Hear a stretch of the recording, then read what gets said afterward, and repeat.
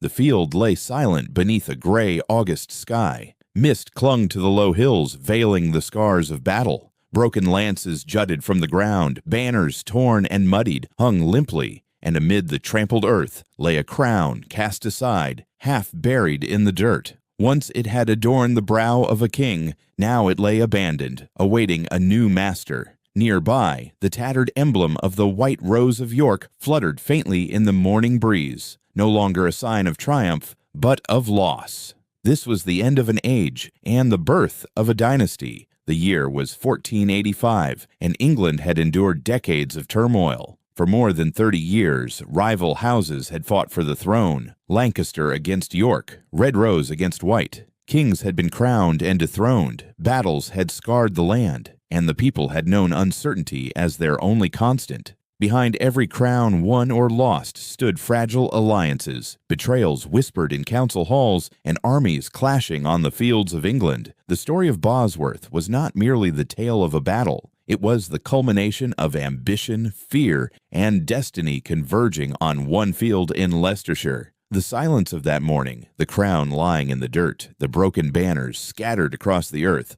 all spoke of an ending and of a beginning. To understand how England reached this moment, one must return to the lives of two men who embodied the struggle.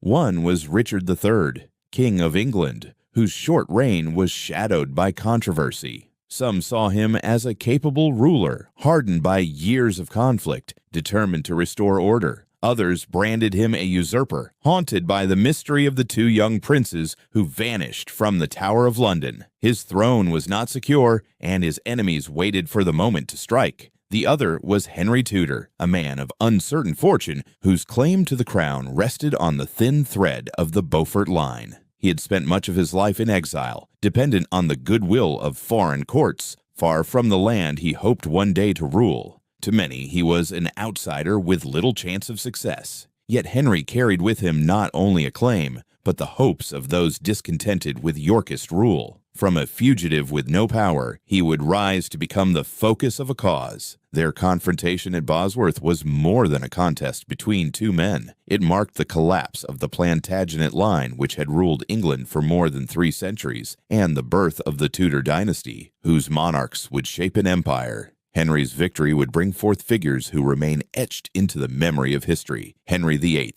Elizabeth I, rulers whose decisions changed not only England but the wider world. The crown, lying abandoned in the dirt, was not only a symbol of defeat. It was a promise of renewal. Whoever claimed it would seize not just power, but the right to define England's destiny. This is the story of how kingship was won and lost in a single morning, how loyalty bent beneath ambition, and how from the smoke of Bosworth emerged a dynasty that would guide the kingdom into a new age. Stay with this story, for each step into the past reveals how one battlefield became the turning point of a nation, and how the Tudors seized the crown that lay waiting on the blood-stained earth of Bosworth. Yet the crown lying abandoned at Bosworth did not arrive there in a single morning. Its fall was the result of years of discord, a story written long before Richard and Henry faced each other across the mist. To understand how a kingdom came to such a moment, how one dynasty collapsed and another rose, we must return to the fragile reign of Henry VI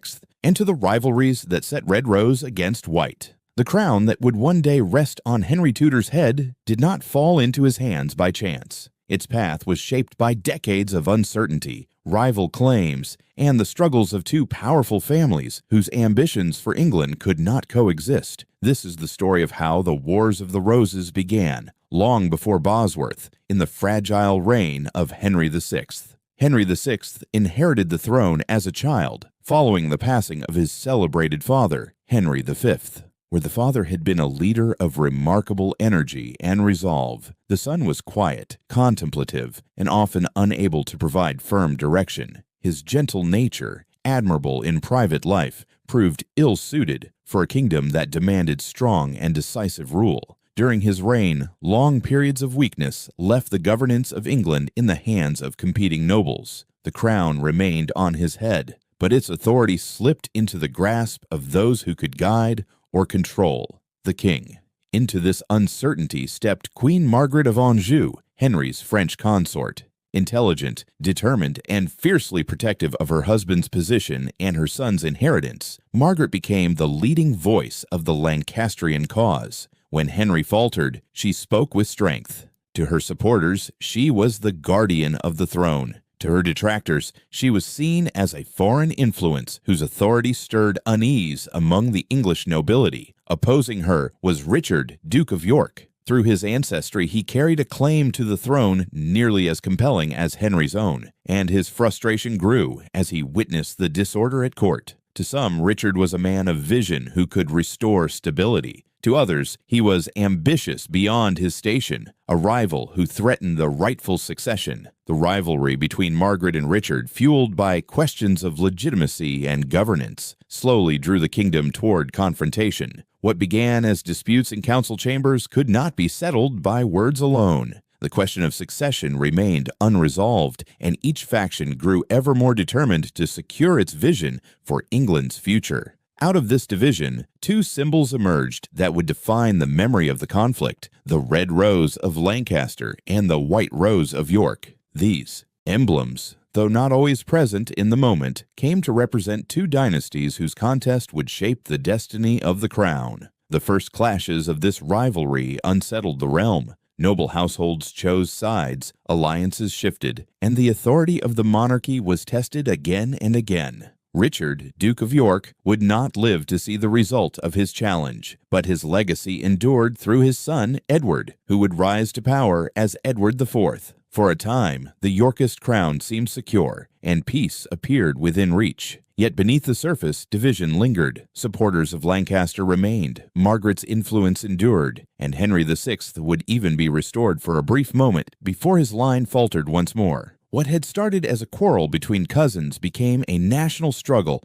that endured across generations. The roses had taken root not just as flowers, but as enduring symbols of loyalty, rivalry, and identity. By the time Richard III ascended the throne in 1483, the conflict had stretched across 30 years. The Yorkist rose held the crown, but the Lancastrian rose was not extinguished. Beyond the Channel in exile, Henry Tudor and his supporters watched and waited for an opportunity to return. The Wars of the Roses were not yet finished. They were only awaiting their conclusion. And so, the long road to Bosworth began not with Richard III or Henry Tudor, but with the fragile reign of Henry VI, the determined voice of Queen Margaret, and the rival claim of the Duke of York.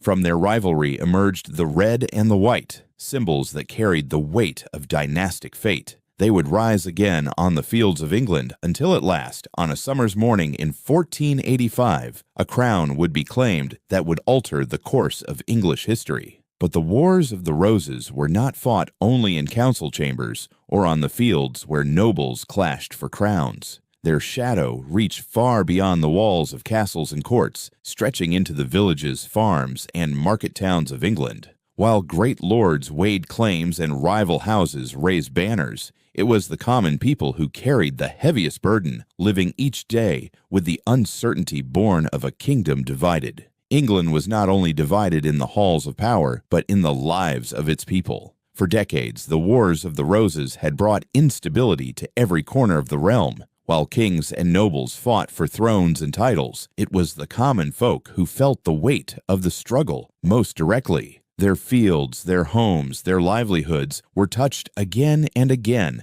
by the uncertainty of a country at war with itself. Villages that once echoed with the sound of harvest bells and laughter now lived with the constant fear of passing armies. Farmers who longed only for the quiet rhythm of planting and reaping found their crops trampled by soldiers marching to serve causes not their own. The very earth, once green with abundance, lay scarred by the movements of men, horses, and war engines. Seasons that should have brought renewal instead carried anxiety, for the fruits of labor might be seized or destroyed before they could feed a household. In market towns, trade faltered. Merchants traveling the roads faced danger from shifting loyalties and the endless demands of rival lords. Markets that once flourished with goods from across England and beyond grew silent, their stalls half empty. The hum of commerce faded into whispers, for no one could say with confidence who would rule tomorrow or whether the law of one king might be undone by the return of another. The countryside bore witness to the turbulence. Cottages stood abandoned where families had fled,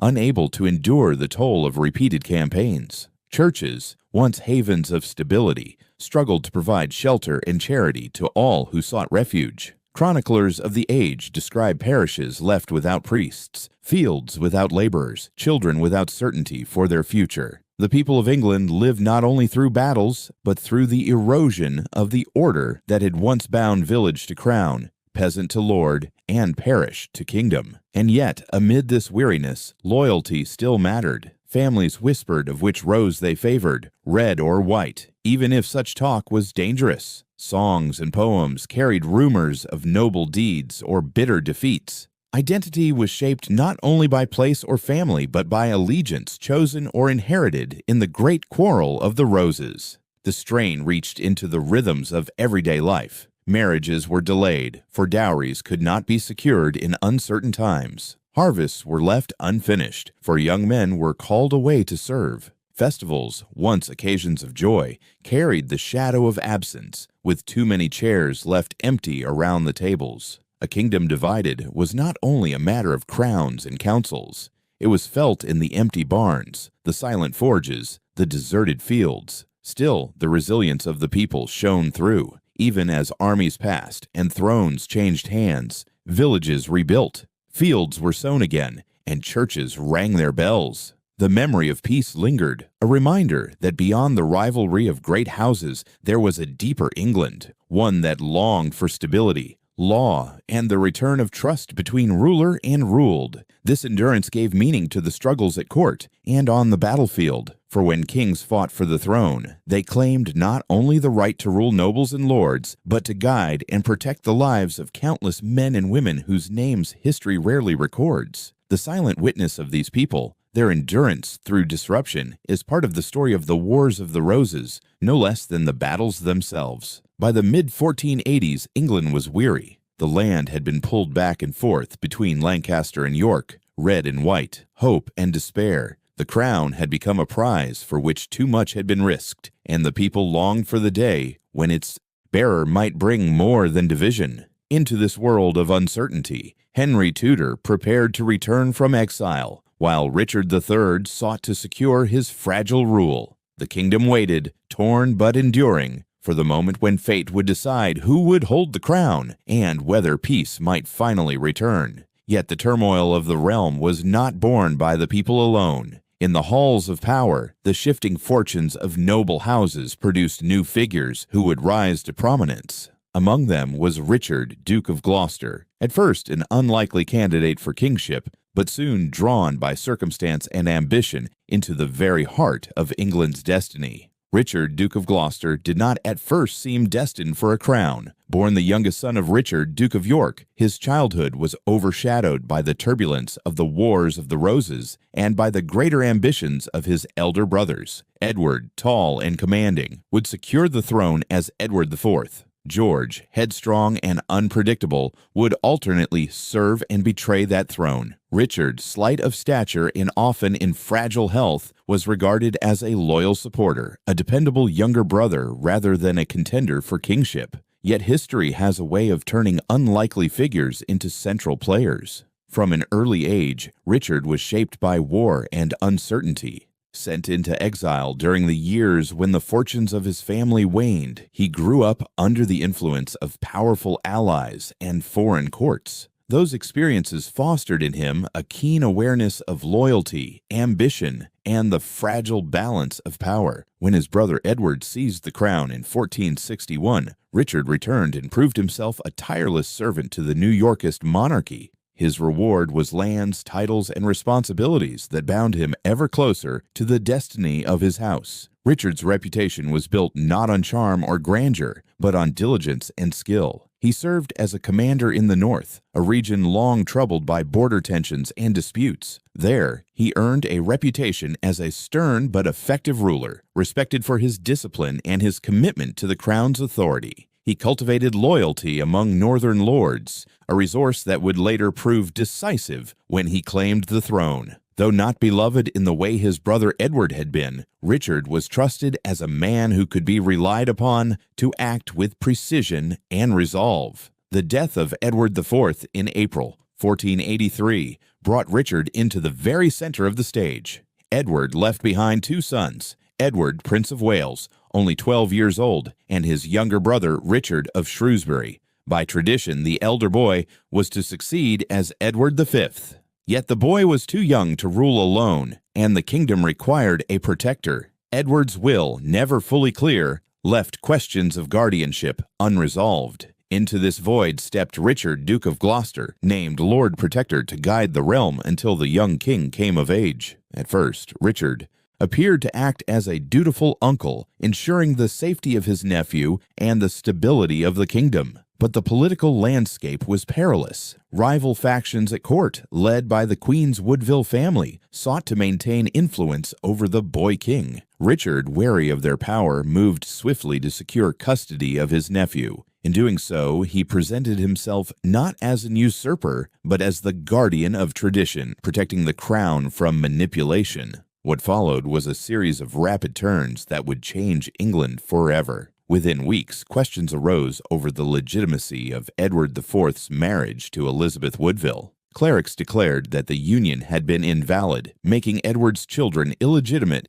and unfit to inherit. Whether these claims were grounded in fact or manufactured to justify Richard's actions, the outcome was the same. The throne was declared vacant. In July 1483, Richard, Duke of Gloucester, was crowned Richard III. For some, it was a moment of triumph for a man who had long served his family with loyalty. For others, it was an unsettling turn, a reminder that in a realm so divided, the path to power was seldom straightforward. Richard's reign began under the shadow of suspicion, and the disappearance of his young nephews, soon whispered about across the kingdom, would only deepen doubts. Yet Richard was not merely a figure of rumor. As king, he worked to establish order and justice. He introduced reforms to improve the fairness of the courts, protect the rights of subjects, and curb corruption among officials.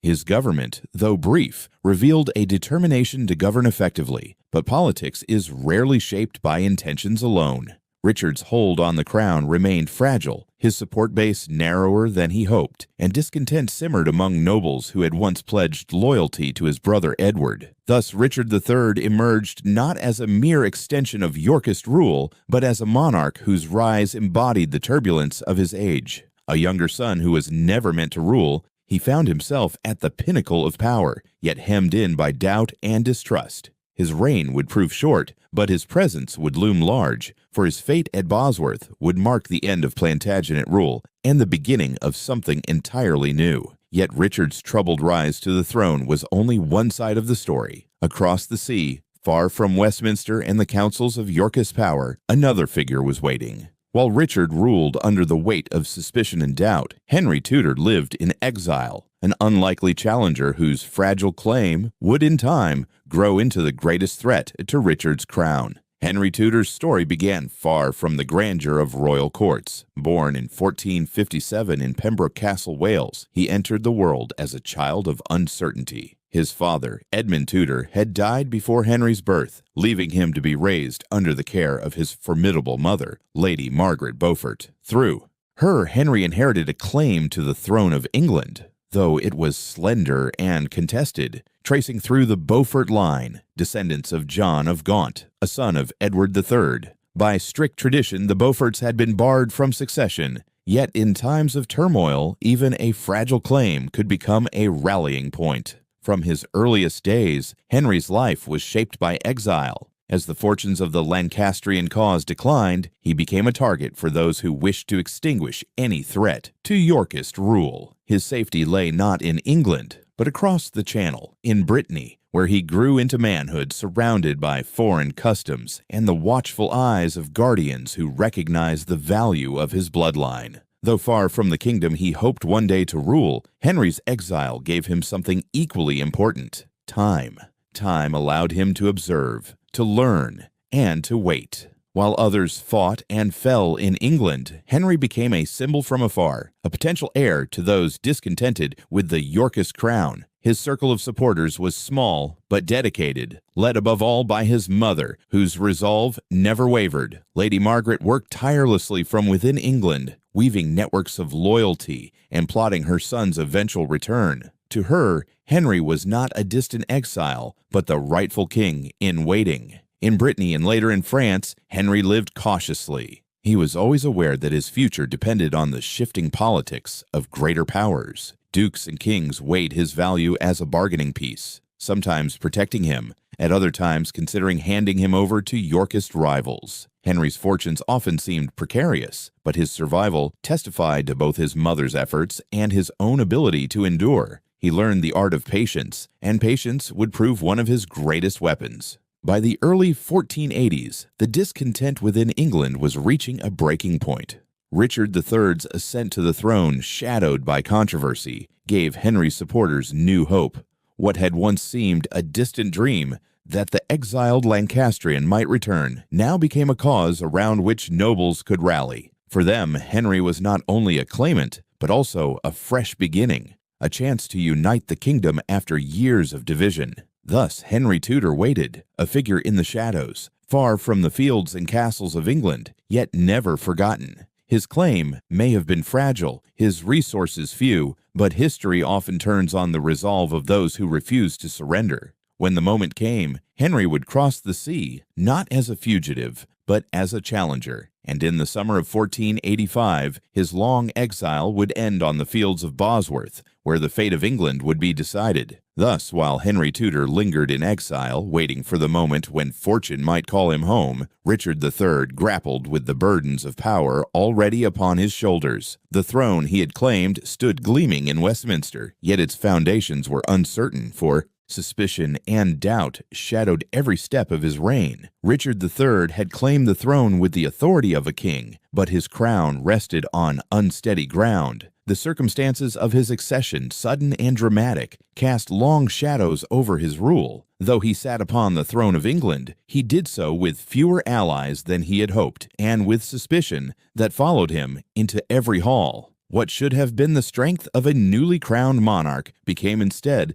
a delicate balancing act, the task of consolidating power while fending off doubt from all sides. In the first months of his reign, Richard worked diligently to secure his authority. He issued proclamations promising good governance and fairness. He reaffirmed the laws of the realm and sought to present himself as a king devoted to justice. His northern retainers, loyal men who had served him when he was Duke of Gloucester, remained steadfast in their support. In London, he held his coronation with the pomp and dignity expected of a monarch, presenting himself as the rightful successor to Edward IV. Outwardly, the trappings of kingship seemed secure. Yet beneath the surface, unease persisted. Many nobles resented the manner in which Richard had risen to power. The claim that Edward IV's marriage had been invalid, rendering his children illegitimate, convinced some, but not all. Whispers spread that Richard had acted not as a guardian, but as a usurper, taking advantage of a moment of weakness to place the crown on his own head. The sudden disappearance of Edward's sons from public view, the young princes once seen in the Tower of London but now absent, only deepened suspicion.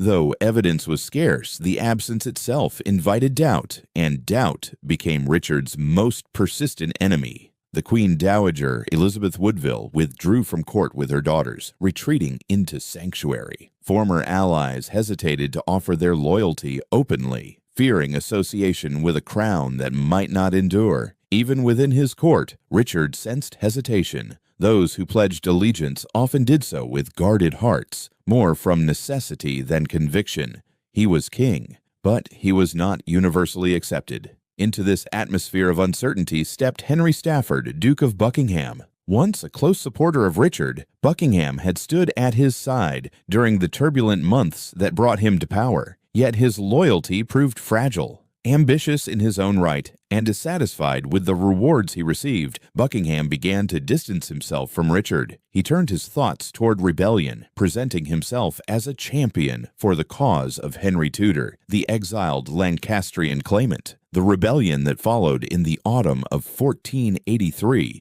spread across southern England. Messages were sent in secrecy, calling men to rise against Richard in the name of restoring rightful rule. The rebellion carried both Yorkist and Lancastrian sympathies, for Buckingham's banner attracted those discontented with Richard's kingship from every quarter. Had it succeeded, it might have brought Henry Tudor back to England long before Bosworth. But fortune did not favor the rebels. The uprising faltered amid poor coordination and unrelenting storms that hampered Buckingham's movements. The Duke himself was captured, his cause undone before it could fully ignite. Richard emerged from the crisis apparently secure, his authority unchallenged on the surface. Yet the rebellion revealed a deeper truth. The loyalty of England's nobility could not be taken for granted. Many had joined Buckingham willingly, and many more had waited to see which way the wind would blow. Richard had survived, but the throne he guarded so carefully was far from stable. His crown depended not only on his ability to rule justly, but on his capacity to outlast suspicion, intrigue, and the ambitions of rivals. The rebellion had shown how quickly discontent could gather, and how easily old loyalties could shift. Though Buckingham was gone, Henry Tudor remained abroad, a claimant whose cause now seemed less distant. Richard's throne, though gilded with ceremony, was fragile at its core. Thus, the king, who had once seemed the master of events, found himself encircled by uncertainty. Every promise of justice, every gesture of authority, was shadowed by mistrust. He was not without ability or resolve, but his realm was restless. The crown that had been seized with such speed demanded constant vigilance to hold. England waited, watching as Richard struggled to transform his contested claim into a lasting dynasty. Richard had weathered Buckingham's rebellion, but the cracks in his authority had been laid bare. His crown still glittered, yet its weight grew heavier with every whisper of doubt.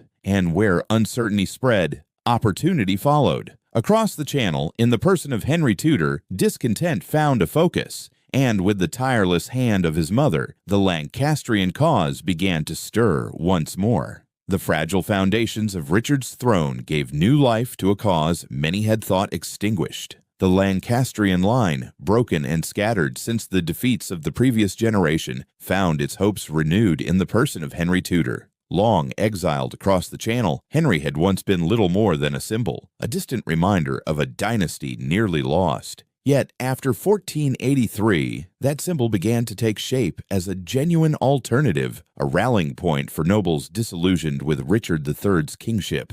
In France, Henry discovered opportunity. The French court, ever eager to weaken English influence, saw in him a valuable ally. Support was offered not out of loyalty to Lancaster, but out of calculation. A Lancastrian king might prove more amenable to French interests than a Yorkist one. Financial aid, safe haven, and, crucially, soldiers could be provided if Henry could promise to destabilize Richard's reign. For Henry, who had spent much of his life with little more than his claim, the backing of France transformed his fortunes. He was no longer merely an exile. He was a pretender with resources, connections, and a path to power. Yet the true engine of his cause lay not in Paris or Brittany, but in England itself, in the determined figure of Lady Margaret Beaufort. Henry's mother never ceased to champion her son. Through networks of correspondence, whispered promises, and carefully chosen allies, she kept his name alive among the nobility.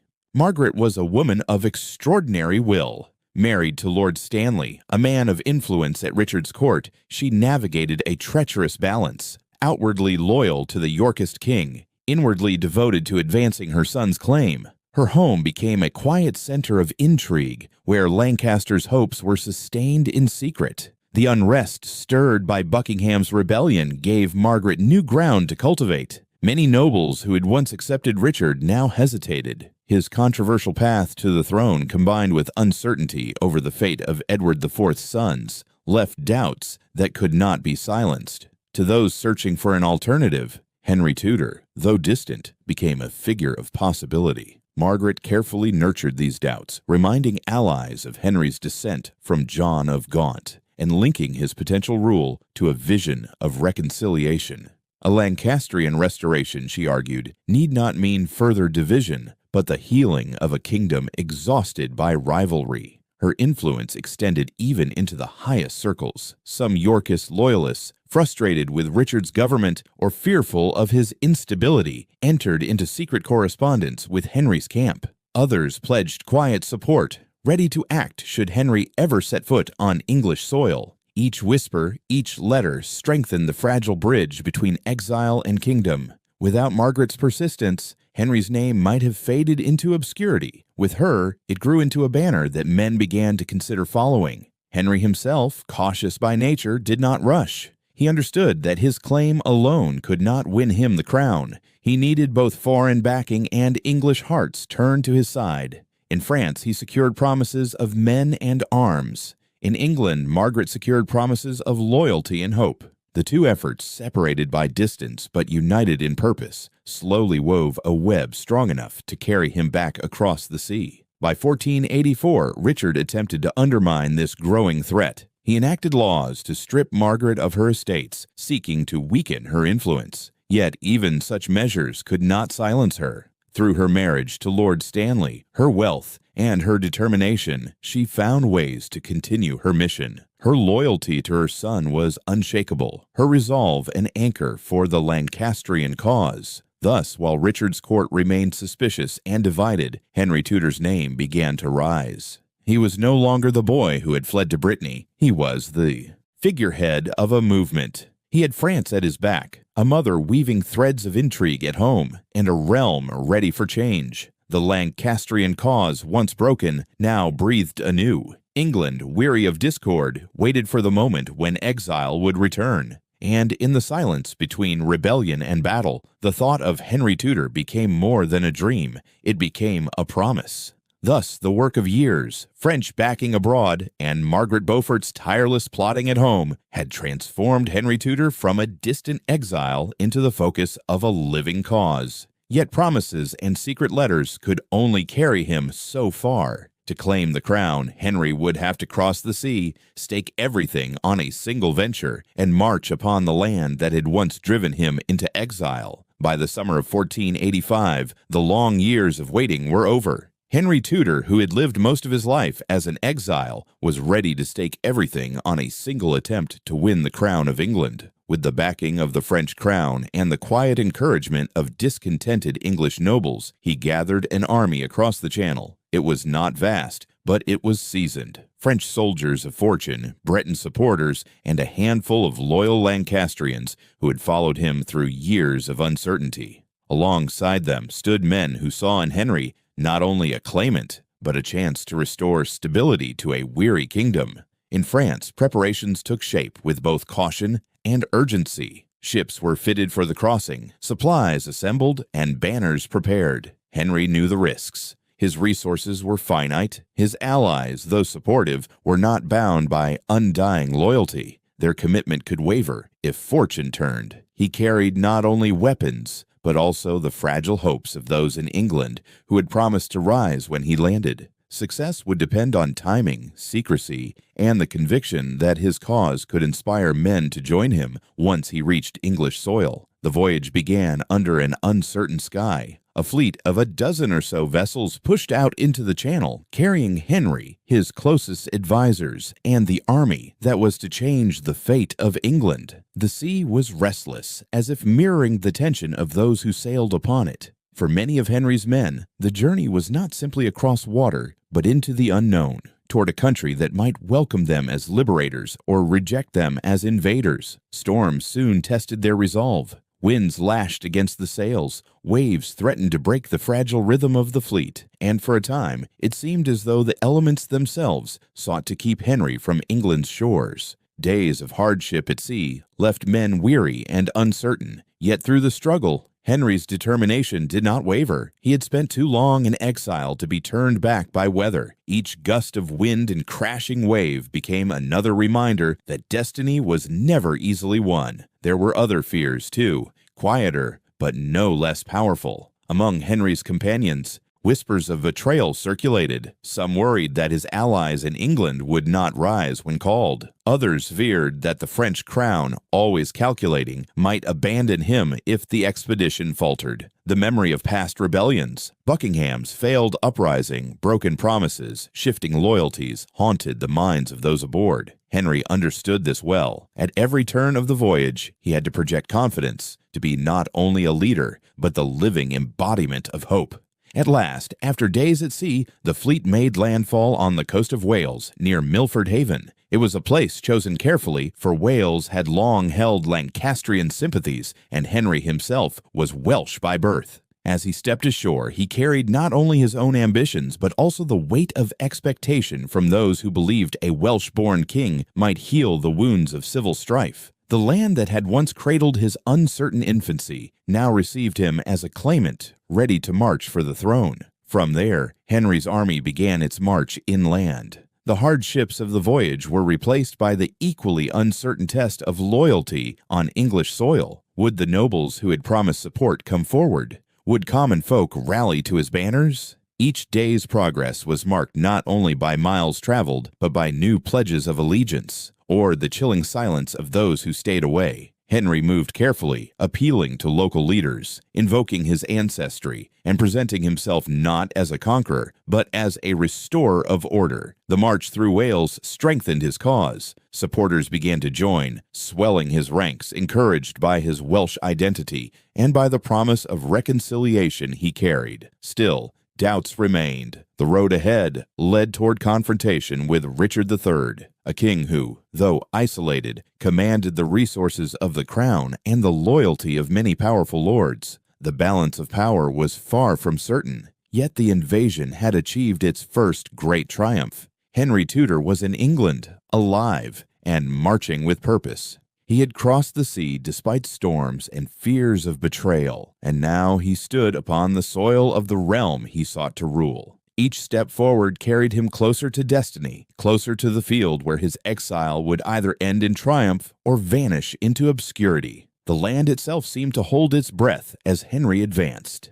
England, divided and weary, was about to witness the culmination of decades of conflict. For the man who had waited so long in exile, the march had only just begun. Henry Tudor had crossed the sea and set foot on English soil, his small but determined army pressing steadily inland. Each mile carried him closer to the crown he sought, and closer to the king who already wore it. News of his landing spread quickly, and in Richard's court it was received not with surprise, but with resolve. The challenge long anticipated had arrived, and the king now moved to meet it with all the strength he could summon. Richard III had long known that the survival of his crown depended on strength. When word reached him that Henry Tudor had landed in Wales and was marching east, Richard acted with the urgency of a man who understood both the peril and the opportunity of the moment. This would not be a time for hesitation. If Henry could gather supporters unchecked, the kingdom might fracture beyond repair. If, however, Richard could face him swiftly, with overwhelming force, the rebellion could be crushed before it gained momentum. The king called his banners. Messengers rode across the shires, summoning retainers and noble households to muster in the name of York. Castles emptied their armories. Villages sent forth levies. And across the Midlands and the North, men assembled beneath the white rose standard. For many, the summons carried the weight of duty. For others, it was an act of survival in a realm where the crown's command could not be ignored. Richard envisioned not merely an army, but a demonstration of unity. England gathered under its rightful king. At Nottingham, Richard made his base. The town, centrally located, allowed him to keep watch over the approaches from Wales while maintaining contact with his loyal northern lords. From the castle towers, observers could see streams of soldiers arriving. Armored knights, household retainers in livery, archers carrying their longbows, and pikemen forming disciplined ranks. Drums beat a steady rhythm as the troops drilled in the fields outside the walls, their formations shifting like patterns on a chessboard, each movement a rehearsal for the confrontation to come. Richard himself appeared often before them, riding beneath the fluttering banners of the White Rose. Though his reign had begun amid suspicion, he sought to inspire his followers by displaying the image of a confident commander. Chroniclers would later recall how he moved among his men, speaking of loyalty, honor, and the ancient line of York. He reminded them that Henry Tudor was no true heir, but an exile propped up by France, a man who sought to claim a kingdom that was not his. England, Richard declared, needed no foreign-backed pretender. It needed stability, and he alone could provide it. The training continued day after day. On one field, cavalry charged in controlled maneuvers, the thunder of hooves echoing across the countryside. On another, archers practiced volleys, their arrows rising in unison before falling upon distant targets. Standards whipped in the wind, white roses against crimson cloth, gleaming emblems of the Yorkist cause. For the ordinary soldiers, the sight was reassuring. A king who commanded discipline, an army large enough to secure victory. Yet beneath the banners, questions lingered. Would every lord remain steadfast when battle was joined? Richard could not ignore these doubts. He knew too well that noble loyalty was never absolute. Some had quietly communicated with Henry, hedging their allegiance against the possibility of a Tudor triumph. Others, though outwardly loyal, weighed their options with care, watching to see which side might prevail. Richard pressed on regardless, determined that sheer force of arms would overwhelm hesitation. If victory came swiftly, wavering allies would have no chance to abandon him. The court at Nottingham became a place of constant planning. Maps were unrolled, scouts reported movements, and strategies were debated late into the night. Richard's counselors urged speed, warning that every day allowed Henry to draw more supporters. Yet the king also recognized the importance of order. A hasty march could unsettle his men.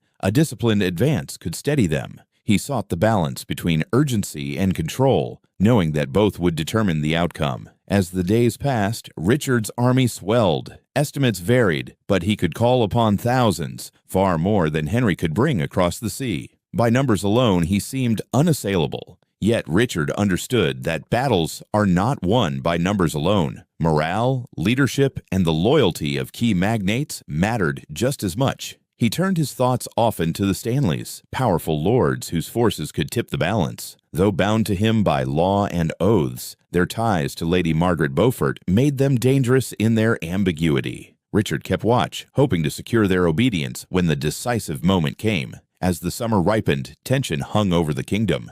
In the villages near Nottingham, people spoke of the great host gathering under the white rose. On the roads, long columns of soldiers moved steadily toward the king's banners. The land seemed to hold its breath, awaiting the clash that would decide its fate. Richard, clad in armor and crowned in authority, stood at the center of it all, resolved to meet his rival with the full might of York. Thus the stage was set. Henry Tudor advancing from the west, carrying with him the promise of change, and Richard III awaiting him with a formidable army, determined to defend his crown. The banners of York fluttered proudly in the wind, but beneath their confident display lay the fragile truth of Richard's reign. The coming battle would not only test armies, it would decide whether the white rose of York would endure or wither in the face of history. Richard's host swelled daily, banners of the white rose streaming proudly above fields of armed men. Yet even as he drilled his soldiers and spoke of loyalty, the king knew that numbers alone could not guarantee victory. Among the lords whose allegiance he sought, none mattered more than the Stanleys, a family whose silence carried as much weight as any oath, and whose decision could determine the fate of crowns.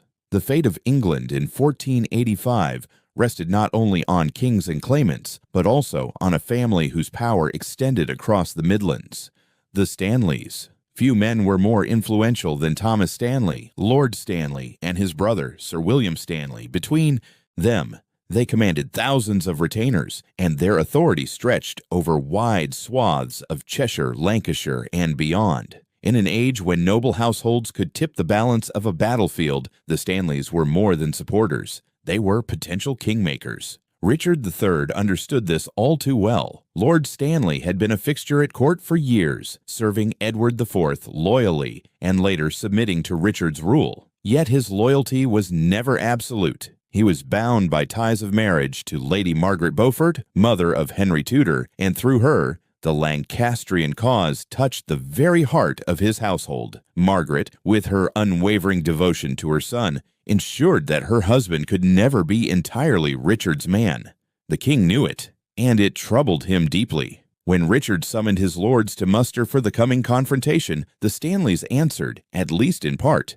Lord Stanley pledged service. Yet his words were careful, his actions measured. He assured Richard of his obedience while quietly maintaining distance. Richard, suspicious of betrayal, held Stanley's son Lord Strange as a political hostage, a living pledge of his loyalty. Even this, however, could not dispel the unease. Richard may have had Lord Strange under watch, but the loyalty of the Stanleys remained uncertain. Sir William Stanley, for his part, was equally enigmatic. A man of experience, he had fought in earlier conflicts of the Wars of the Roses and carried the reputation of one who could shift allegiance if advantage demanded it. His troops, seasoned and numerous, marched near but not always with the royal host.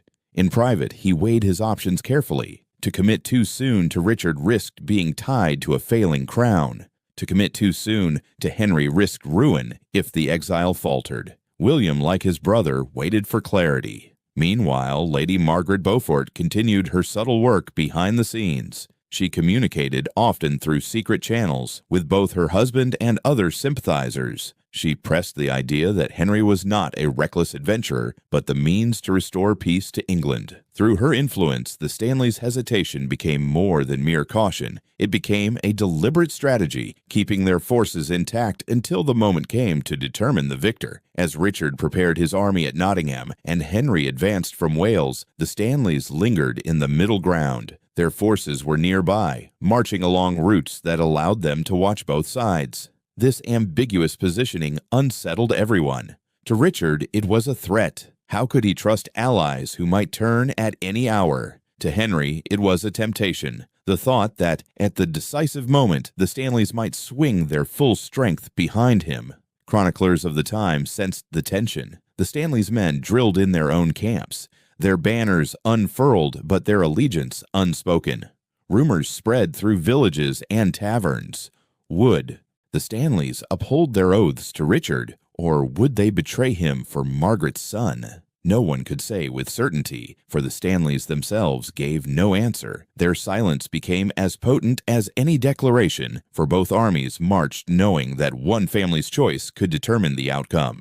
Richard attempted to bind them closer, sending messages, demanding assurances, tightening his watch on Lord Strange. Yet the very act of pressing too hard risked driving them away. The king could command obedience, but he could not command hearts. The Stanleys, pragmatic and deliberate, refused to be cornered. They maintained their neutrality, outwardly obedient, inwardly calculating. Henry, for his part, moved cautiously as well. He did not rely blindly on promises, knowing too well the fickle nature of noble allegiance. Yet he recognized the Stanleys' importance. If they joined him, his modest army would be transformed into a force that could meet Richard on equal terms. His march through Wales and into the Midlands was shaped not only by strategy against the king, but also by the delicate dance of courting the Stanleys without overexposing himself to betrayal. As summer ripened and the two armies drew closer, England held its breath. The banners of York flew proudly over Nottingham, while Henry's Red Dragon and Lancastrian rose gathered followers along the roads. Between them, the Stanleys moved like shadows, neither red nor white,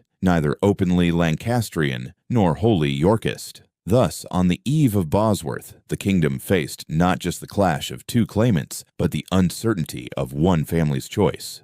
The Stanleys' power to decide the outcome hung over both camps. Richard prepared for battle, wary yet resolute.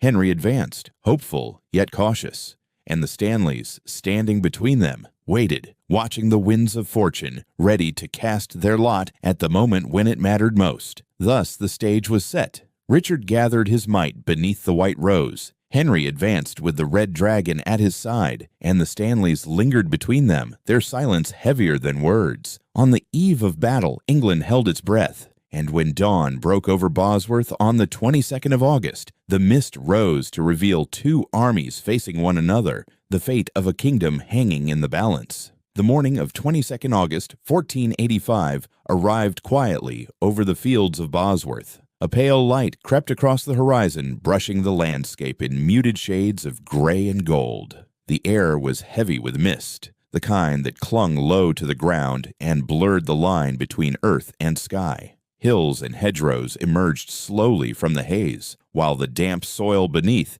carried the imprint of men and horses that had marched into place the night before. Nature seemed hushed, as though aware that history itself was about to be written upon this ground. On one side of the field stood the host of King Richard III. His banners of white rose and boar insignia fluttered in the still morning air, planted firmly in the earth as symbols of his authority. Thousands had answered his call, forming ranks that stretched across the ridges overlooking the marshy plain. Armored knights sat astride restless horses, their breath clouding in the chill air. Behind them, archers adjusted their bowstrings, while foot soldiers tightened belts and checked their pikes. The king's presence was felt everywhere, his command organized, his host formidable. Opposite them, Henry Tudor's army took shape, smaller in number, but steady in resolve. His banners bore the red dragon of Cadwallader, recalling his Welsh heritage, and the red rose of Lancaster, a sign of the cause he carried.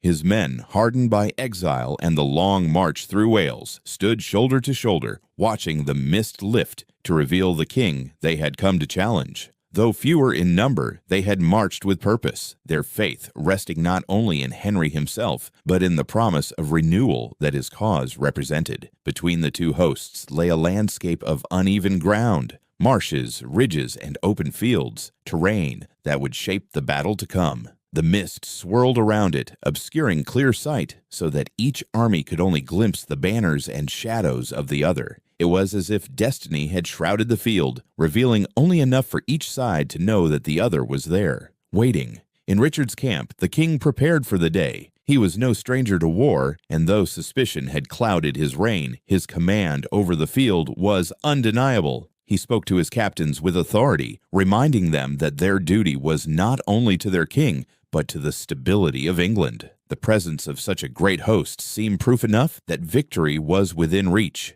Yet even here, in the heart of his camp, the uncertainty of noble loyalty lingered, unspoken but felt. Henry, meanwhile, moved quietly among his men. He was not the towering figure of a seasoned warrior, but he carried with him the gravity of one whose entire life had led to this moment. He spoke of the justice of their cause, of the chance to end the cycle of division that had torn England for decades. His words were measured, calm, and resolute, the voice of a leader who knew that his fate and theirs were bound together. Around him, the mist thinned, and the faces of his soldiers grew clearer, revealing determination forged in hardship. And then there were the Stanleys. Their forces lingered apart, positioned on higher ground, their allegiance still concealed. Both Richard and Henry cast glances toward their banners, knowing that the decision of one family could alter everything. The Stanleys watched from their vantage point, their troops at rest but ready, as if waiting for the morning light to reveal the path they would choose. As the sun rose higher, the field came into sharper focus. The haze began to lift, unveiling two armies poised for destiny. The clatter of harnesses, the distant roll of drums, and the crackle of banners in the breeze broke the silence of dawn. Men adjusted their ranks, captains gave orders, and the ground itself seemed to hum with anticipation. There was no clash yet,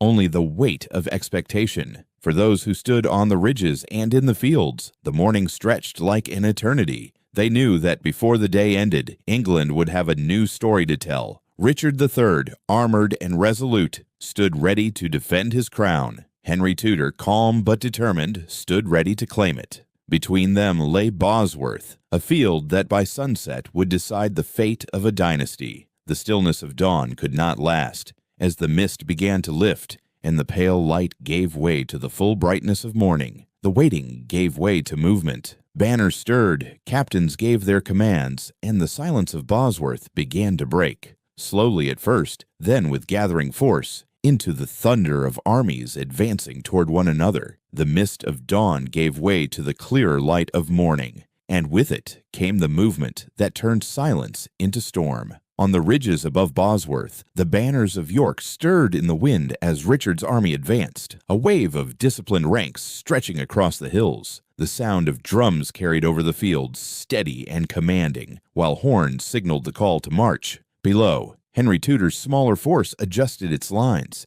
His captains guided men into formation, archers to the front, foot soldiers holding the center, cavalry poised on the flanks. The red dragon of Cadwallader rippled against the sky, a symbol not only of his ancestry, but of a cause renewed. The contrast was stark. Richard's host, vast and imposing, against Henry's lean but determined force. For a moment, the difference in numbers seemed overwhelming, yet the spirit of Henry's men did not falter. They had crossed the sea, endured storms, and marched through uncertain country to stand here. Retreat was no longer possible. Destiny awaited them on this field. As the two armies moved closer, the ground between them filled with sound and motion. The clash of weapons striking shields in readiness, the shouts of commanders, the thunder of hooves, all merged into a rising chorus. The very earth seemed alive with anticipation, vibrating under the weight of thousands pressing toward one another. Above it all, the sun broke fully through the haze, illuminating the banners of white and red that marked the opposing sides. Richard rode before his men, his armor gleaming, his presence fierce and unyielding. He called out that England must not fall to an exile supported by foreign powers.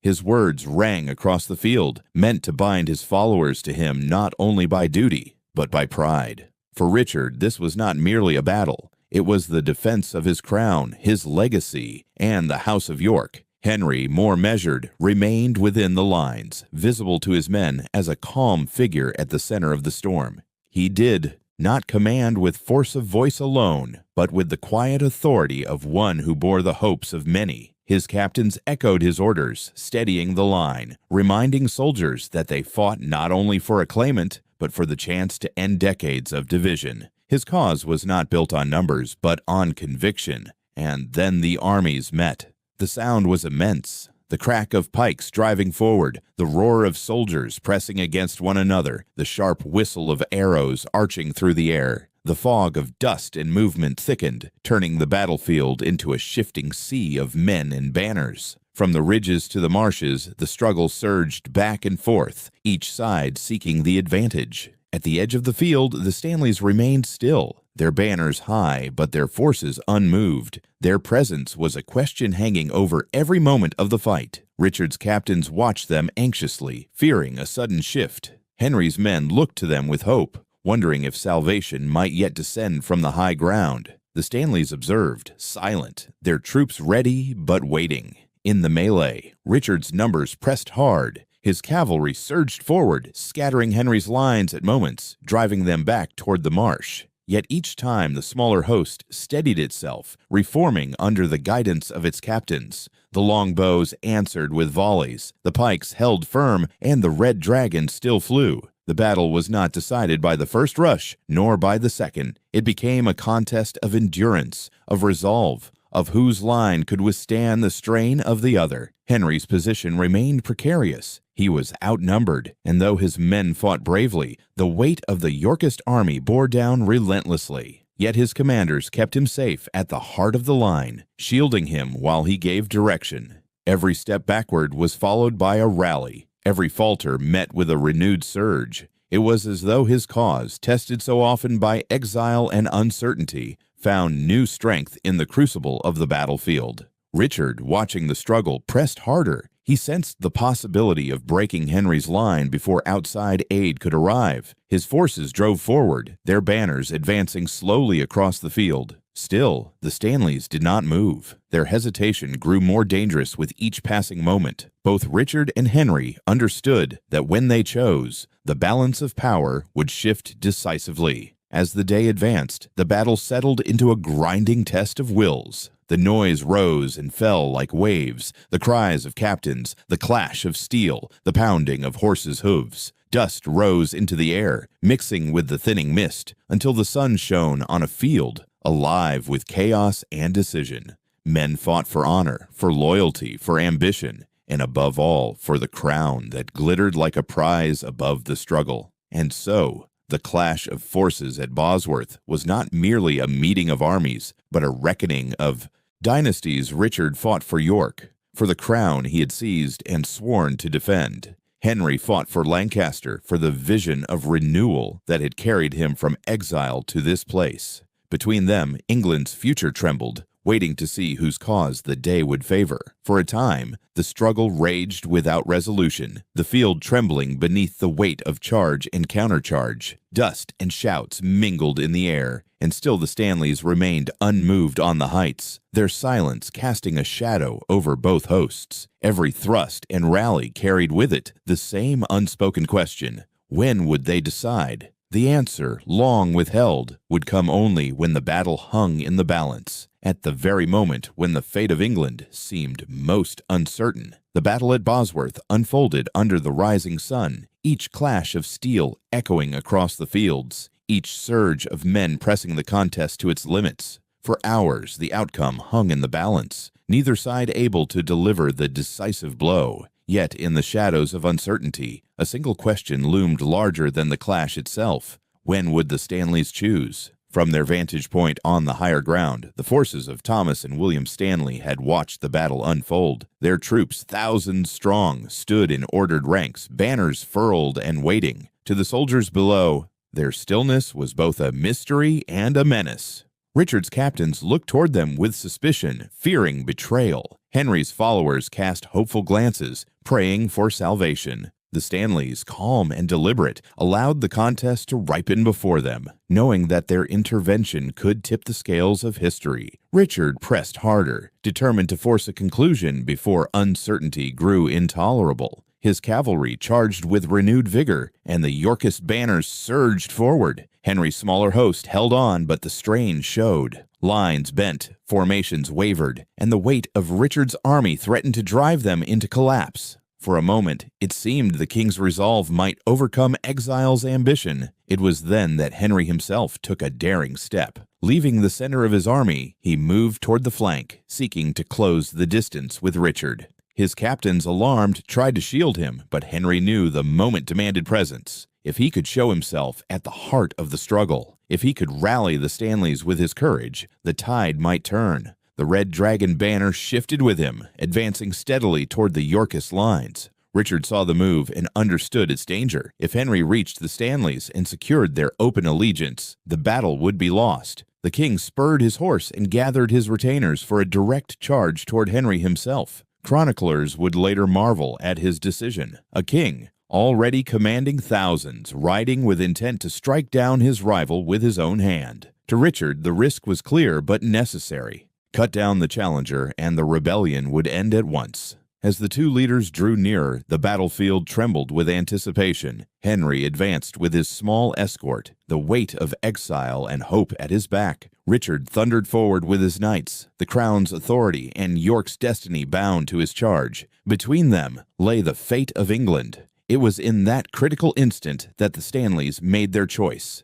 William Stanley gave the signal, and his troops surged from the high ground. Thousands who had waited in silence now moved with thunderous force, descending toward Henry's flank. Their banners unfurled in the morning air, revealing at last where their loyalties lay. To Henry's men it was the answer to their prayers. To Richard's captains it was the blow they had dreaded. The arrival of the Stanleys transformed the field. Henry's position, once so precarious, swelled with sudden strength. His men, reinvigorated, pressed forward with renewed energy, while the Stanley forces drove into the Yorkist line. Confusion rippled through Richard's host as they realized the balance had shifted. What had been a contest of endurance became a decisive turn, the moment when destiny chose its course. Still, Richard did not yield. He spurred his horse directly toward Henry, refusing to retreat even as the Stanleys bore down. Chroniclers describe him as resolute, unwilling to abandon his crown to chance or treachery, yet the field no longer belonged to him. With the Stanleys' intervention, Henry's army now stood united and strong,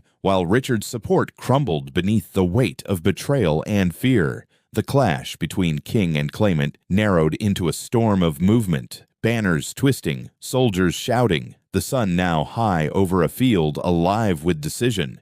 The Stanleys had thrown their weight behind Henry Tudor, and in doing so, had altered the fate of England. By the time the dust began to settle, the turning point was unmistakable. Richard's bold charge had not shattered Henry. It had brought him face to face with a coalition stronger than his own. The crown he fought to protect now teetered on the edge of loss. Henry, once an exile with uncertain claim, now stood with the strength of England's future at his back. Bosworth had reached its decisive moment. The white rose of York, once proud upon the ridges, now bent beneath the tide. The red rose of Lancaster, carried by an unlikely heir, rose with sudden clarity, and the Stanleys, by their long-awaited choice, ensured that when the sun set on Bosworth, England would awaken to a new dynasty. The tide of battle had shifted, yet the struggle was not over. The Stanleys' intervention had tilted the balance toward Henry. But Richard was not a man to surrender to fortune.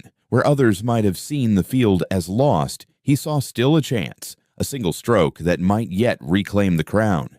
And so, as dust and shouts rolled across Bosworth, the king gathered his courage for one final act, determined to stake everything upon the force of his own resolve. The field at Bosworth had shifted, the tide unmistakably turning against the crown. Yet amid the confusion, Richard III remained unbroken. Where many kings might have withdrawn to safety, he chose defiance. To him, retreat was unthinkable. He had claimed the throne with daring, and he would defend it with the same resolve. Whatever doubts lingered in the minds of others, Richard determined that his own loyalty to the crown would be proven in the crucible of battle. Mounted on his horse, his armor catching the sunlight, Richard cut a striking figure. He rallied the men nearest to him, calling for them to stand firm.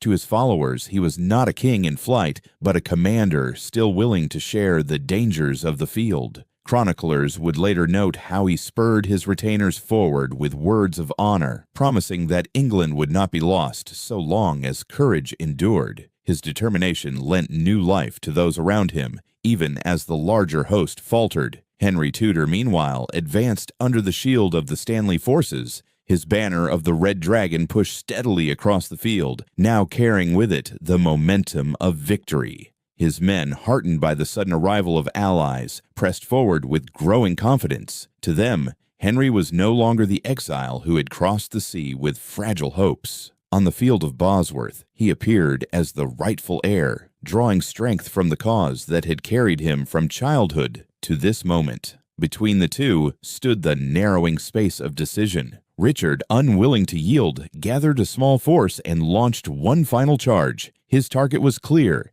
Henry himself. Chroniclers describe how the king sought not merely to rally his men, but to strike directly at the heart of his rival's claim. If Henry fell, the rebellion would shatter, no matter how many had joined his side. Richard's resolve was absolute. He chose action, not hesitation. The charge carried him deep into the opposing ranks. His knights followed close behind, their banners cutting through the swirl of dust and confusion. For a moment, the Yorkist king carved a path through the field, a solitary figure pressing toward the Red Dragon standard. To onlookers, it was as though the battle itself had narrowed to a single confrontation, the crown of England riding against the man who sought to claim it. Henry's captains moved swiftly, drawing their men around him in a protective circle. The Stanleys, now fully committed, reinforced his flank, tightening the shield wall that barred Richard's way. Yet the king pressed on. Chroniclers would later marvel that, even when surrounded, he did not falter. His defiance became both a symbol of his reign and the measure of its end. Unyielding, determined, unwilling to accept anything less than total victory. The field roared with noise, the clamor of soldiers, the crash of arms, the cries of commanders urging their men to hold the line. Dust rose into the sky, obscuring the sun until the banners of red and white seemed to flicker like flames in the haze. Each side strained against the other, the outcome suspended in the tumult of the moment. Yet slowly, inexorably, the balance tipped. Henry's men, strengthened by the Stanleys and driven by the urgency of the hour, tightened their hold around their leader. Richard's charge, though bold, had brought him too far into enemy ranks. Still, he would not turn back. Chroniclers, even those hostile to his memory, conceded that his last stand was marked by extraordinary courage. Surrounded, his forces dwindling, Richard fought as though his crown depended on every heartbeat, and in truth, it did. The choice he made on that field, to remain, to fight, to seek victory in the face of overwhelming odds, defined both the tragedy and the legend of his reign. At last, the clash reached its inevitable conclusion. The Red Dragon standard held firm, and Henry Tudor, shielded by loyal captains and the Stanleys' intervention, stood unbroken. Richard's charge, though fierce, could not break the line. The field of Bosworth fell silent at last, its decision made not by numbers alone, but by loyalty, timing, and the will of men who chose a different future. When the dust cleared, the crown of England no longer rested on Richard's brow. The battle had ended his reign and brought to life a new dynasty, yet his last stand lingered in memory, carried in chronicles and in legend. He had not fled, nor had he yielded. Whatever judgment posterity would pass upon his rule, his final act was one of defiance, a king who fought to the very end for the throne he believed was his. And so, on the fields of Bosworth, the story of the Plantagenets came to its close. The House of York, proud and powerful, gave way to a new line. Henry Tudor emerged as victor, his claim secured not only by blood, but by the choice of history itself. Richard III, the last Yorkist king, was gone, but his legacy would endure, remembered as the monarch who chose to make his final stand beneath the open sky, with his crown at stake and the fate of England in the balance. The clash was over, and with it, an era. Richard III had fallen, his defiance etched into memory, and the crown he fought to protect now lay upon the blood-stained earth of Bosworth. In that silence which follows the roar of battle, England seemed to pause, suspended between the past it had lost and the future it was about to embrace. And it was in that fragile stillness, amid the broken standards and weary men, that the moment of renewal arrived, the crowning of Henry Tudor upon the very field that had sealed his destiny. When the tumult of Bosworth finally subsided, silence spread across the field where so much had been decided. Dust still hung in the air, mingling with the lingering haze of the morning, and banners flapped wearily in the soft wind. The armies that had clashed so fiercely now stood still, their fates sealed not by further fighting, but by the choice of history. At the center of this quiet came a moment that would echo for centuries, the crowning of Henry Tudor on the very ground where England's destiny had been reshaped. Amid the field, Richard's crown had been found, tumbled from his head in the final charge, retrieved by a soldier among the melee, and brought to the victor's camp. To those who witnessed it, the crown seemed transformed. No longer was it simply the gilded emblem of York. It had become the prize of survival, the symbol of a new order born from strife. As it was lifted high above the heads of those gathered, the murmurs of the soldiers grew into a swell of awe. Henry Tudor, still dusty from the march and surrounded by the loyal captains who had shielded him through the day, was brought forward. His face bore the marks of exhaustion, but also of resolve. He had crossed the sea with little more than hope, and now hope itself had taken shape as reality. When the crown was placed upon his head, it was not in the splendor of Westminster Abbey or before the dignitaries of the realm. It was here on open ground before soldiers and lords who had witnessed both his peril and his triumph. The moment carried weight far beyond ceremony.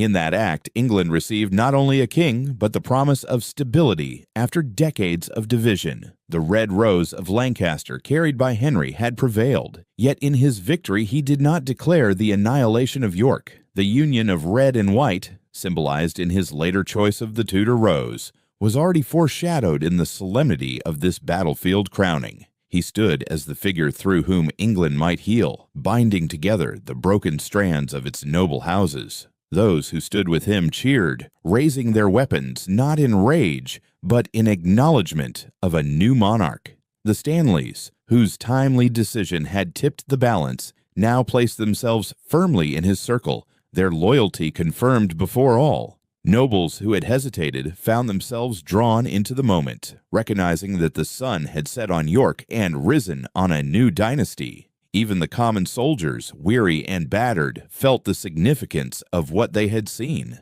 Few could have imagined when they marched at dawn that they would leave the field as witnesses to the birth of a new royal house. Henry himself received the crown with solemnity. There was no boast, no outcry of triumph. Instead, he bowed his head slightly, as though to acknowledge both the burden and the gift that had come to him. Chroniclers later described how he carried the crown with a quiet dignity, aware that the act symbolized more than his personal victory. It was the beginning of an age in which he must prove worthy, not only to those who had fought for him, but to the nation he now ruled. The field of Bosworth, once a place of division, thus became the site of unity. The crowning of Henry, 7 on open ground, set him apart from kings before him. He had not inherited through peaceful succession, nor had he been crowned in a cathedral beneath vaulted ceilings. His kingship was forged in uncertainty, sealed in conflict, and sanctified by the faith of those who chose him in the hour of decision. As the day waned and the sun dipped lower in the sky, the crowned figure of Henry Tudor stood as both ending and beginning. The end of the Wars of the Roses, the beginning of the Tudor Dynasty. In that single moment, England's course bent toward a new future. The crown rested upon the head of a man who had once been a fugitive, and in that transformation lay the enduring power of Bosworth. A battlefield turned into a coronation ground. The crown upon Henry's head signaled more than victory. It marked a turning of the ages, for as one dynasty rose, another fell. Behind the cheers of triumph and the promise of unity lay the quiet truth that Bosworth was also a requiem, the final chapter of the Plantagenets, whose rule had shaped England for centuries. To understand Henry's coronation fully, one must see it not only as a beginning, but as the end of a dynasty whose brilliance and strife had defined the medieval realm. The coronation of Henry Tudor on the battlefield was more than the rise of a new king. It was the final curtain for a dynasty that had shaped England for over 3 centuries. The Plantagenets, whose lineage had stretched back to the 12th century and had produced kings of power, reform, ambition, and tragedy, came to an end at Bosworth. The fall of Richard III was not only the defeat of a man, but the collapse of a legacy that had dominated the medieval realm. For generations, the Plantagenets had defined the monarchy. From Henry II, who had forged an empire stretching across England and France, to Edward I, the warrior king. From Edward III, whose reign brought both glory and the beginning of the 100 Years' War, to Richard II, whose downfall opened the floodgates of civil conflict. Their rule had been both brilliant and turbulent. Theirs was the age of castles rising across the landscape, of law codes taking shape, of parliament growing in voice, and of a realm that increasingly understood itself as a kingdom bound together by more than the crown alone. Yet brilliance was accompanied by division, the succession crises, the bitter disputes of nobles, and the long shadow of the 100 Years' War fractured the dynasty from within. By the mid-15th century, the houses of Lancaster and York, both branches of the Plantagenet family, turned against each other. What began as disputes over inheritance and legitimacy spiraled into decades of conflict that left England exhausted and uncertain. The Wars of the Roses were not just a contest of red and white roses. They were the unraveling of a dynasty unable to maintain unity. Richard III's death on the field symbolized that unraveling's final note. He was the last, direct Plantagenet king, the last bearer of a crown once passed from father to son across centuries. With him ended the line that had begun in the days of the Angevin Empire. Chroniclers of the time sensed the weight of the moment. To them, Bosworth was not only a battle between two claimants, but the death of an era. The medieval monarchy of the Plantagenets, marked by grandeur and turmoil alike, yielded to a new age. For many in England, the end of Plantagenet rule carried mixed feelings. Some lamented the fall of York, remembering the prosperity under Edward IV and the promise of continuity cut short. Others welcomed the change, weary of division and eager for stability. In the collective imagination, Bosworth became both a grave and a threshold, the burial of centuries of Plantagenet rivalry and the opening of a new chapter in English history. Henry VII understood this symbolism. In accepting the crown, he did not simply replace Richard. He marked a departure from the age of Plantagenet feuds. His later adoption of the Tudor rose, blending the red of Lancaster with the white of York, spoke directly to the nation's need to heal. The old dynasty had fallen, but out of its fall came the possibility of unity. Thus, the end of Plantagenet rule was not merely a political transition. It was the close of England's medieval age and the dawn of something different. a monarchy that would look beyond survival toward the shaping of a modern state. The fall of the Plantagenets, for all its tragedy, cleared the way for renewal. And at Bosworth, in the silence after the clash, England bid farewell to a dynasty that had ruled its destiny for more than 300 years. Yet the fall of the Plantagenets, for all its weight, was only half the story. If Bosworth marked the end of an old age, the true test lay in what would follow, whether Henry VII could transform victory into stability. A crown taken in battle was fragile unless it was bound to reconciliation. And in the months after Bosworth, the path toward healing emerged not through sword or council chamber, but through marriage, a union that would entwine Lancaster and York and give birth to a new symbol for England's future. In the months following Bosworth, Henry VII understood that his crown, though won on the battlefield, would only be secure if he could heal the divisions that had torn England apart. Victory alone could not end suspicion. Reconciliation was needed, and so he turned to a union that would echo far beyond the walls of Westminster Abbey, the marriage of Lancaster and York. Elizabeth of York, daughter of Edward IV and niece of Richard III, embodied the Yorkist line. Through her, the memory of a dynasty that had once ruled with splendor endured. To many, she represented continuity, a bridge to the Yorkist past that countless subjects still cherished. Henry, in contrast, carried the banner of Lancaster, the red rose that had clashed for decades against its white counterpart. Their marriage, proposed even before Bosworth, became the living symbol of peace. When Henry and Elizabeth were wed in January 1486, the ceremony was more than a union of two individuals. It was the sealing of a national wound. In the abbey, beneath soaring arches, nobles from both factions gathered. Some came with lingering doubts, others with quiet hope, but all recognized the meaning of the day. The red of Lancaster and the white of York had ceased their rivalry, at least within this single union, and through it a new dynasty would be born. From this marriage arose the most enduring emblem of the Tudor age, the Tudor rose. Crafted as a blending of the red rose and the white, it was not simply heraldry, but a declaration. England would no longer be split between rival claimants. Instead, the new dynasty proclaimed unity in symbol and in name. The Tudor rose adorned palaces, coins, and royal decrees, a daily reminder that the nation had chosen reconciliation over rivalry. The marriage also strengthened Henry's legitimacy. Though crowned by right of conquest, his union with Elizabeth added bloodline to authority. Yorkist sympathizers, once hesitant, found it difficult to deny a king who stood not only as Lancaster's heir, but as the husband of York's princess. Children born of their marriage would carry both legacies, ensuring that the quarrels of the past could no longer divide the crown. For the people, the symbolism was as powerful as the reality. In taverns, markets, and churches, the tale of the red and white roses entwined was repeated as proof that England's long night of division was over. The image of Henry and Elizabeth together offered reassurance that the kingdom could look forward rather than constantly back to civil strife. Thus, the marriage of roses was not merely a dynastic arrangement, it was the creation of a national myth, one that transformed political necessity into enduring legend. By placing Lancaster and York side by side, Henry and Elizabeth gave England more than heirs. They gave it a symbol of healing, one that would endure long after the memory of Bosworth had faded. The Tudor rose, born of that union, became the emblem of a dynasty that would guide England into a new age. And in its petals lay a lesson that from division could come unity, and from struggle, renewal. Yet symbols alone could not secure a dynasty. The Tudor rose, and the union of Lancaster and York offered the image of peace. But images needed stories to endure. Henry VII understood that while marriage could bind rival houses, memory itself had to be guided, shaped, and guarded. And so beyond the ceremony of reconciliation, he turned to the power of narrative, crafting a vision of the past that justified his present. Out of Bosworth and the marriage of roses emerged not only a dynasty, but also a myth.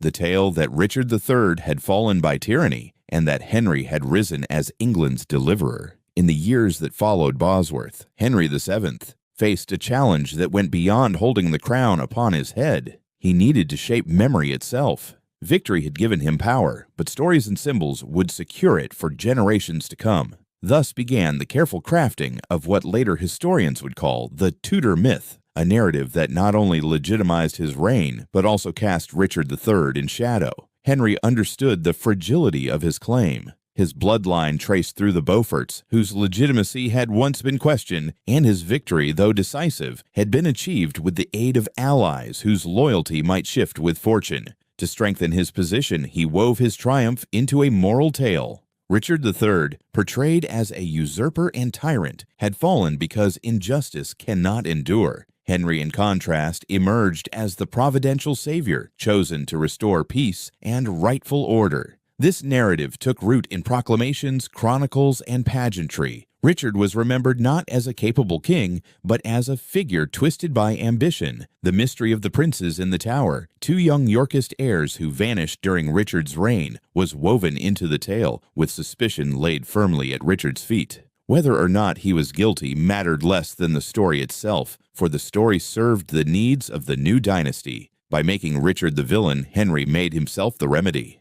Ceremony reinforced the message. The Tudor rose, uniting red and white, appeared everywhere, a daily reminder that Henry had ended chaos by bringing Lancaster and York together. The image of Richard as the final Plantagenet, undone by fate and by his own flaws, lingered alongside Henry's portrayal as the founder of a new age. The myth was not simply propaganda, it became a lens through which the nation viewed its recent past. Generations later, the narrative found its most powerful voice in literature. Chroniclers like Polydore Virgil, writing under Tudor patronage, depicted Bosworth as divine judgment. But it was William Shakespeare in the following century who fixed Richard III in the popular imagination. In his play, Richard was transformed into the archetype of villainy, crooked in body, cunning in mind, ruthless in deed. The stage Richard was less a man of history than a symbol of corruption defeated by the rightful Tudor cause. Audiences gasped at his ambition, shuddered at his plots, and rejoiced at his downfall, leaving the theater with the sense that the Tudors had saved England from darkness. Through Shakespeare and the Tudor chroniclers, memory became myth. Few paused to ask whether Richard's reign had been more complex, whether his reforms and policies deserved recognition. The myth allowed little room for nuance. History was shaped into a story with a moral. Tyranny falls, virtue rises, and the Tudors were the destined bringers of stability. For Henry VII, this was not merely convenience, but necessity. He knew that kingship was never secured by force alone. It required belief that the monarch ruled with justice, that the past had been set right, that the future would be secure. By reshaping Richard into the foil of his own story, Henry ensured that people did not see his reign as fragile or accidental. Instead, they saw it as the inevitable conclusion of history's design. Thus, the Tudor myth endured. It colored chronicles, sermons, plays, and ballads. It whispered in the ruins of monasteries and echoed in the halls of Westminster. And long after Henry himself was gone, the tale persisted, reminding England that its unity had been born from the fall of a tyrant and the rise of a savior. But myths and chronicles were only part of the legacy. Beyond proclamations and plays, the battle itself lived on. In the land, in the stories told by common folk, and in the imagination of generations yet to come. Bosworth was not confined to the pages of Tudor propaganda. It became a memory etched into England's soil and soul. From that August morning forward, the field was more than a place of conflict. It was a stage upon which the fate of a dynasty had turned, and from which echoes would carry through centuries. The echoes of Bosworth did not vanish when the soldiers left the field. Long after the banners had been lowered and the dead carried away, the memory of that day lingered. For England, Bosworth was never just another battle. It became a symbol, a turning point, and in time, a story told and retold until it shaped the very identity of a nation. At first, the battlefield was simply a place of loss and transition. Local villagers returned to their farms, walking past ridges and marshes where kings and nobles had contested destiny. The soil, trampled and scarred, bore witness to the clash of two dynasties. Yet within weeks, chroniclers began to write. Clerks in monasteries, nobles in their halls, and messengers at court spread the tale of Richard's fall and Henry's rise. Even in its earliest days, Bosworth was understood as more than a military encounter. It was the end of one age and the beginning of another. Henry VII himself ensured that memory was carefully directed. Official proclamations framed his victory as the will of God, declaring that tyranny had fallen and peace had been restored. The Act of Parliament passed soon after Bosworth dated his reign from the day before the battle, so that all who fought against him might be declared traitors. In law and in narrative alike, Bosworth was made the birth moment of his monarchy, a sign that legitimacy could be won through both steel and symbolism. Over time, the battlefield acquired a kind of sacred aura. It was remembered as the place where the Plantagenets met their end, where Richard III made his last stand, and where the Tudors were born. Ballads and chronicles wove the story into legend, speaking of crowns lost in the dust and of Providence guiding Henry's path. The memory of Richard, whether as a villain or a tragic figure, was inseparable from the memory of Bosworth itself. Centuries later, the battle was reshaped again in the minds of the people. The Tudor myth, amplified through chroniclers and dramatists, painted Bosworth as a moral reckoning. Richard became the cautionary tale, Henry the destined redeemer. When Shakespeare gave voice to Richard III on the stage, the memory of Bosworth leapt into cultural imagination with renewed force. Audiences gasped at the desperate cry, "A horse! A horse! My kingdom for a horse!" A line that may never have been spoken on the field, but which fixed Richard's defeat forever in collective memory. Through theater and story, Bosworth ceased to be only a historical event. It became an allegory of justice and fate. Yet beyond propaganda and drama, the battle also lived on in quieter ways. Families of soldiers told stories of fathers, brothers, and sons who had stood on that ground. Villagers spoke of the day when armies filled the fields and destiny unfolded before their eyes. The landscape itself carried the weight of memory. Fields where crops later grew still held whispers of that August morning when mist and banners once mingled above the marsh. In the modern age, Bosworth has been reclaimed as a place of remembrance. Archaeologists have sought to uncover the exact site. Historians have debated its details, and visitors have walked its trails with reverence. Monuments and memorials now mark the field, not to glorify conflict, but to remind those who come after of the day when England's crown passed from one world to another. From battlefield to memory, Bosworth has traveled a long journey. It began as the desperate clash of rival houses. It became the founding moment of a dynasty. It was immortalized as a tale of villainy and redemption. And today, it is remembered as the turning point where medieval England gave way to the modern age. Bosworth is more than a story of who won and who lost.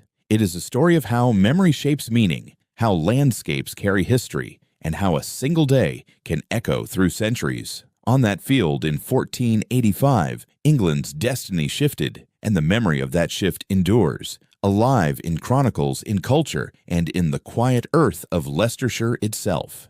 Yet memory is never still. What began as chronicles, ballads, and whispered tales in villages soon reached far beyond the battlefield itself. Over time, Bosworth ceased to belong only to the past, or to those who had seen it with their own eyes. It was transformed into a national story, one that rulers could shape, poets could amplify, and generations could claim as the foundation of England's new identity. The memory of Bosworth did not remain confined to chronicles or plays. It seeped into the very fabric of England's national identity. For centuries, the story of the battle became a lens through which the English understood the transition from disorder to unity, from medieval strife to the birth of modern kingship. Bosworth, in time, was no longer just a battlefield. It was a foundational chapter in the idea of England itself. In the Tudor age, the memory of Bosworth was woven directly into royal propaganda. Henry VII's marriage to Elizabeth of York was presented as the healing of a wounded nation,